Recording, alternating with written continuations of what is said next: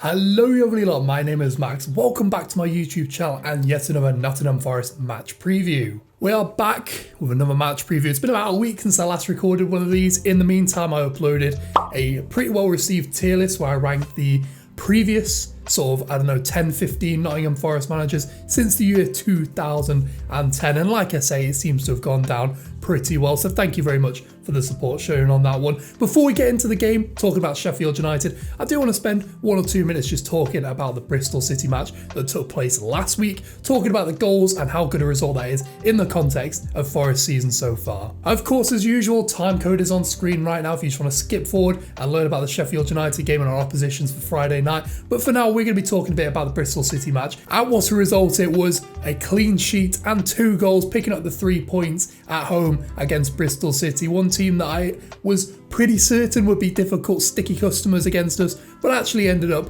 being pretty much pushovers. It was pretty run-of-the-mill stuff for Nottingham Forest. We were by far the better team on the day, seeing about 55% of the ball and taking 16 shots to 5 from Bristol, meaning that even Overoff, despite keeping a clean sheet, didn't really have too much to do in goal. A little bit on the goals, Brennan Johnson opened up the scoring on the day, a lovely little finish from just outside the box, slicing it across the goalkeeper's sight with Jed Spence setting it up. He did a really good job on the day of rotating in and out of the wide positions, allowing James Gardner a little bit more freedom to drift forward. He drifted into more central areas as and when he was needed to cover in those areas, and that was pretty well exemplified in the goal. And the second was really good play all round from Forest. Scott McKenna bringing the ball out from the left side of our defence, carrying it into the final third. Lovely world 1-2 between himself and Max Lowe, whom he's struck up a really good relationship on the left hand side of that defence. Like I say, lovely little 1-2, laid off to the edge of the box, and again finished really well by James Garner, who for my money was probably the man of the match on the day. The Manchester United loanee obviously scored on the day, which was fantastic, taking 2 shots, creating 3 chances for his teammates, completing 2 dribbles and completing 2 tackles. A really good all-round performance from the Manchester United loanee.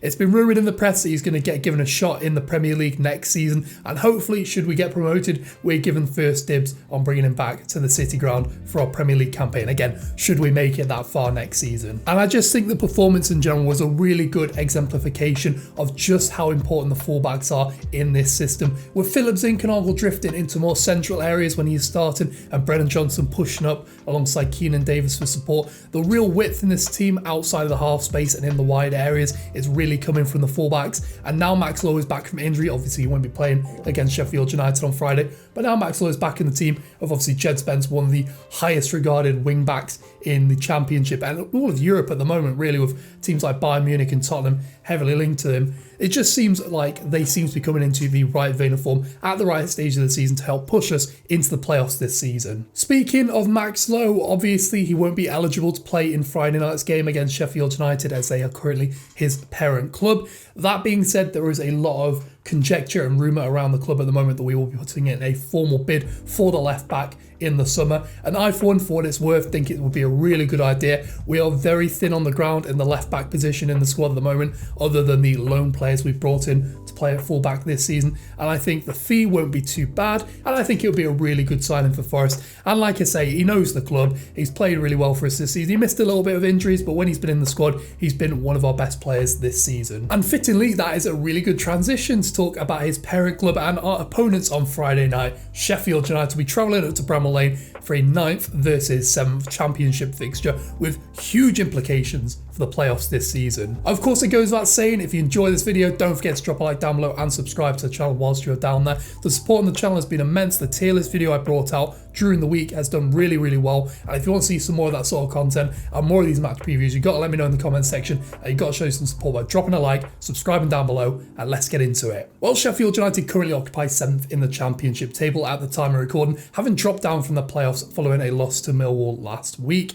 and they currently occupy a place 2 places higher than Nottingham Forest in the table and 2 points higher than Nottingham Forest, so a win for us would be hugely important to our playoff push. That'll be easier said than done though. Sheffield United United are currently one of the form teams in the Championship, having picked up 3 wins in their last 6 games and only 1 defeat, keeping 5 clean sheets in a row leading up to that Millwall defeat at the weekend. They started this season with experienced head coach Slavica Jokanovic in charge. You'll probably best know him from being promoted twice with Watford and Fulham, a man who's never really had a fair shake at Premier League management, although considering his record with these teams when they get up into the Premier League, not that good. He did though get sacked after 19 games after picking up just 6 wins, which is well below standard for a team of Sheffield United's quality, and was replaced by former assistant coach Paul Heckingbottom. And Heckingbottom's had a really good run of results since being appointed the permanent manager of Sheffield United, losing just 2 of his games in charge and picking up 30 points from 42 available in the Championship. So we've spoken a little bit how their season's going so far. Let's talk a little bit about what makes Sheffield United so good this season. Why are they in the playoffs this season? And why are they looking like one of the heavy favourites, potentially, for promotion? Well, a big part for the reason why they're pushing towards the playoffs is the fact that they've retained an extremely tight and well-combined squad, combining good experience not just at Premier League level but also at Championship level, as well as some really good recent signings such as Sander Berge and Iliman Ndiaye. I think I've said that right, Iman Ndiaye. Again, sorry if I've got the pronunciation wrong there. They also possess one of the best shot differentials in the Championship. I know it's a stat I kind of bang on about in a lot of different videos, but I personally think it's a really good metric for how positive a team is in possession. They take around 12.8 shots per match and concede around 8.8, meaning they have a shot differential of +4. If you compare this to Forest, we have a shot differential of +0.6, and actually Sheffield United rank as one of the best teams in the division for this metric. They also possess the 6th best defensive record in the league at the time of play, having conceded just 34 goals this season. Incidentally, Forest have only conceded 33 this season, as well as the 9th best attack in the league, having scored 44 goals, 1 less than Nottingham Forest. Interestingly, Forest have scored more goals and conceded fewer, despite the fact that Sheffield United take more shots and concede fewer shots. So I think it's going to be a really interesting combination in this game, a real tight affair, and I don't think there's going to be much in it between the two sides, who compare on paper pretty similarly. According to Who Scored, who of course is where I collate most of my stats for these videos, the best player for Sheffield United this season has been Morgan Gibbs-White. The Wolves loanee has scored 7 goals and assisted 5 in the Championship this season, and is very much more of an attacking midfielder than a central midfielder than we probably were used to seeing him play for Wolves in the past, completing only around 1 tackle and interception per 90, which ranks very lowly among central midfielders in the Championship. But going forward is really where he flourishes, taking 2.2 shots, 1.6 chances created for his teammates, and around 1.3 dribbles being completed per match as well. He's a very versatile player with experience playing in the centre of the park and further forward as a number 10, but can also play off the right, which he has done quite admirably for Sheffield United this season, and I would likely see him as being one of the biggest threats for the Blades in the game against Forest. Okay, so we've spoken about what makes Sheffield United so good this season. We've spoken about how their season's going so far, so you know that means we've got to talk about the tactics, talk about what to expect from Sheffield United on the pitch over the 90 minutes against Forest on Friday. Well, they still predominantly play that 3 at the back system perpetuated by Chris Wilder during his stint in charge of Sheffield United, and he successfully brought over to Middlesbrough as well, and that is pretty much expected considering the personnel they've got at the club. Width from this team comes from the wing backs, although of course if you know Chris Wilder's system, you'll know that he had a propensity to allow his centre backs to overlap in that system, and this is no different, less so like under Chris Wilder previously, but there's still an element of this in building up attacks, which is obviously a good sign of that homogeneity and synergy within the squad. I don't know if that's the right word. Homogeneity and synergy. We'll go with that. They're very reliant on using the wide areas, not just for build-up, but also for chance creation. And this is very similar to Nottingham Forest. And I'm imagining that the wide areas, particularly the wide touchline areas, are going to be where the majority of these battles in this game are going to be contested, I'd imagine. And as a team that complete the 4th most crosses in the Championship and complete the 6th most headed shots in the league as well, you can probably imagine the way in which they're going to play quite direct, winning the wide areas where they're going to generate their chances from, and taking the shots from within the width of the 18-yard box, usually from headed chances or from crossing situations. That being said, they're not as direct as other teams in this style are. They're definitely quite a possession heavy team, averaging around 59% possession possession per match. For context, Forest complete around 50% possession per match. We're very versatile in playing possession or a counter-attacking system, and I think you could probably expect to see Forest see very little of the ball in this match. Defence is probably their strongest area. They've only conceded 1 goal in their last 6 games, having kept 5 consecutive clean sheets in the league, and up to that defeat against Millwall had an exceptional defensive record in the league this season, and they've actually kept the most clean sheets in the league so far with 14. They're going to be a very difficult nut for Forest to crack, and I would imagine that maybe their biggest weakness, and this is a bit of a stretch I think, is their goalkeeper. As we mentioned against Bristol City,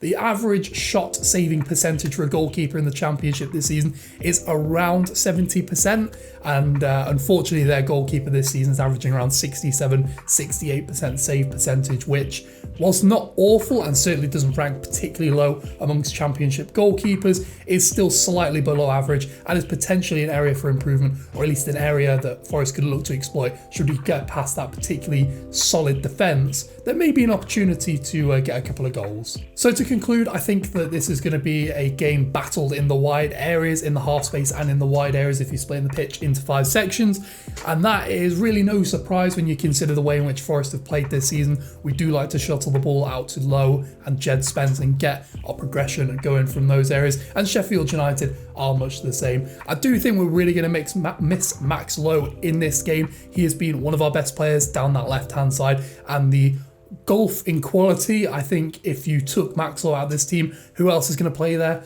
Jack Colback is probably the likely option, and he'll do a solid job there, don't get me wrong, but he doesn't offer the same progression and sort of energy on the ball that you get from Max Lowe. And obviously Jonathan Panzo, a little bit of an unknown quantity, is more of a left centre back than a left wing back, but has played there in the past, so there could be the potential of bringing him in, but I think there's going to be a huge miss there for Forest not having Max Lowe in there. This probably sounds really obvious, but Forest are going to need to win their big duels on the day. Brennan Johnson's role in this squad is going to be particularly important. With Lewis Grabban still out, he's still sort of shouldering the burden, not just of creating chances, but also finishing a lot of the chances off. And he has been pushing into a much more advanced position in the absence of Lewis Grabban, sort of combining up front with Keenan Davis. And I would suggest that he should maybe peel into a more wider area in this game, try and get as much space as he can, and especially if Sheffield United has pushed their wing backs up and pushed their centre backs up, there could be space for long balls over the top for him to chase, as he is one of the quickest players in our team.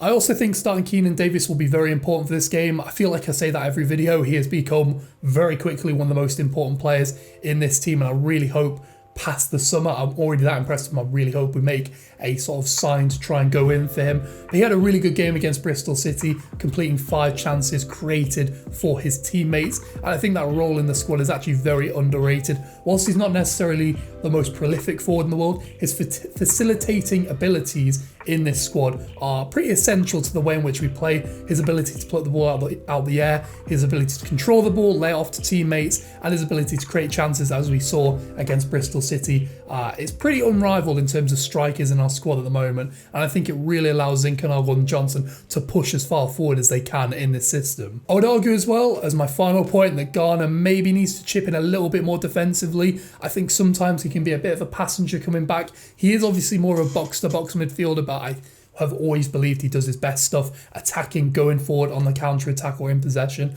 Defensively, he can sometimes leave a little bit to be desired, and I do think he needs to really sort of give Yates, assuming that's who's going to start alongside him, a little bit of cover in that central midfield position, particularly as we probably won't be seeing a lot of the ball in this game. So overall, I think this game is probably going to end up being a 0-0, a stalemate on the day. 2 of the best defensive teams in the league this season, and by no stretch 2 of the more prolific teams either, so I think it's probably going to be a 0-0, but I will take that considering the context of the game. Bearing in mind how good these teams have been recently, if you started the league when Steve Cooper took charge, Forest would be 3rd in the form table and Sheffield United would be 2nd in the form table. That's how good we've both been basically since October, November onwards, and our sustained push for the playoffs. I've seen a few people online call this a not necessarily must-win game, but definitely a must-not-lose game, and I completely agree with that sentiment. We don't necessarily need the 3 points in this game. I think it's going to be difficult for us to get them. But if we lose, it is a huge dent in our hopes for promotion this season. And the final thing I kind of want to touch upon, obviously with the Huddersfield FA Cup game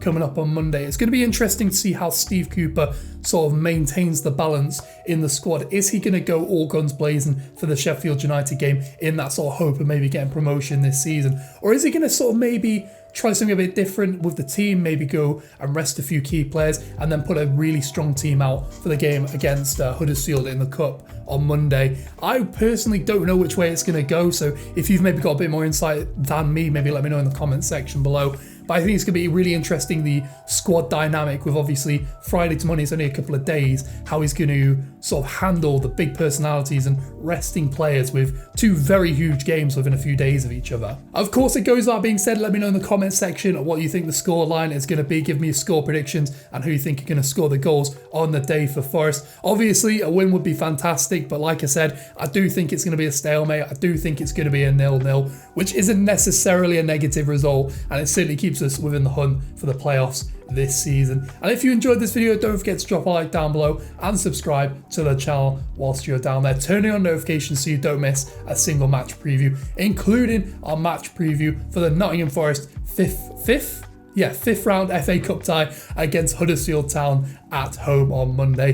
That video will probably be going live either Sunday night or Monday morning, depending on how I can get that recorded and edited and all that kind of stuff. So keep an eye on your sub boxes and obviously sub below so you don't miss it when it comes out. With that being said, thank you so much for watching. Enjoy your weekend. Enjoy the game, Reds. I will see you later.